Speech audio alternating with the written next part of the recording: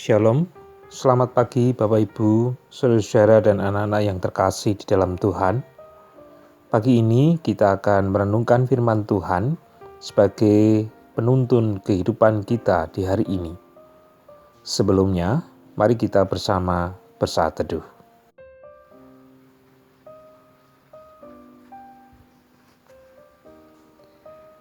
Firman Tuhan terambil dari Injil Lukas pasal 21, ayatnya yang ke-36. Berjaga-jagalah senantiasa sambil berdoa, supaya kamu beroleh kekuatan untuk luput dari semua yang akan terjadi itu, dan supaya kamu tahan berdiri di hadapan Anak Manusia. Saudara yang terkasih di dalam Tuhan, dalam kenyataan hidup yang kita hadapi, seringkali kita menghadapi tantangan, godaan, dan persoalan-persoalan lain yang membuat kehidupan kita tidak merasa aman, nyaman, dan tentram. Hal-hal yang demikian itu yang juga membuat kita tidak dapat melihat karya Tuhan, bahkan melanjutkan karyanya.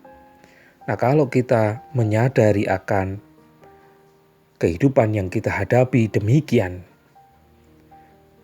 maka seperti yang dikatakan oleh Tuhan Yesus Kristus kepada para muridnya waktu itu, berjaga-jagalah senantiasa sambil berdoa. Dua kata dalam ayat ini begitu pentingnya, supaya para murid memahami akan panggilan Tuhan yang bukan mudah atau tidaklah mudah, namun penuh dengan persoalan yang akan dihadapi. Maka seperti yang dikatakan dalam ayat itu, berjaga-jagalah senantiasa sambil berdoa, supaya kamu beroleh kekuatan untuk luput dari semua yang akan terjadi. Kata berjaga-jaga dalam Kamus Bahasa Indonesia diartikan banyak hal atau berkaitan dengan banyak hal.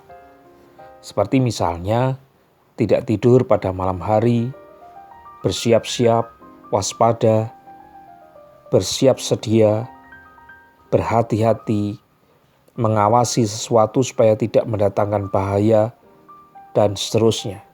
Bahkan ada yang mengartikannya itu dalam keseluruhan hidup yang harus dijalani. Seperti menjaga diri bertindak hati-hati agar tidak mendapat kesulitan, menjaga hati meninggang perasaan, menjaga langkah, menjaga mata bertindak hati-hati dengan tidak memperhatikan hal-hal yang tidak patut dilihat, menjaga mulut berbicara hati-hati agar tidak menyakitkan hati orang lain, menjaga telinga bertindak hati-hati dengan tidak mendengarkan hal-hal yang tidak patut didengar. Nah, oleh karena itu, Bapak Ibu Saudara yang terkasih di dalam Tuhan, jika kita memperhatikan apa yang dikatakan Tuhan memang sedemikian rupa, kita harus benar-benar menjaga diri kita, sembari terus memohon pertolongan Tuhan, agar kita dimampukan untuk memperoleh kekuatan menghadapi segala sesuatu, dan kita dimampukan untuk menjalani hidup sesuai dengan kehendak Tuhan agar kita luput dari godaan-godaan yang kita hadapi.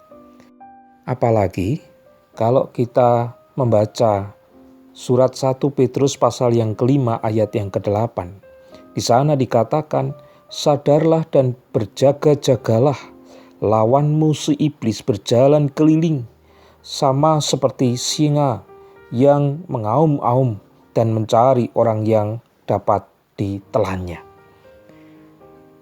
Luar biasa tantangan kehidupan kita. Si iblis selalu menanti kelengahan kita. Si iblis menanti agar kita mau ditelan olehnya. Maka saudara-saudara, melalui firman ini, mari kita berusaha senantiasa waspada dan meluangkan waktu bersama dengan Tuhan. Supaya pada akhirnya nanti, seperti yang dikatakan Tuhan dalam ayat yang kita baca juga, supaya kamu tahan berdiri di hadapan Anak Manusia untuk mempertanggungjawabkan semua yang sudah kita lakukan di dalam kehidupan kita di dunia ini. Bapak Ibu, saudara yang terkasih di dalam Tuhan, mari kita bersama-sama sungguh-sungguh memperhatikan apa yang dikatakan Tuhan hari ini, supaya kita selamat di dunia dan memperoleh kehidupan kekal. Tuhan memberkati. Amin.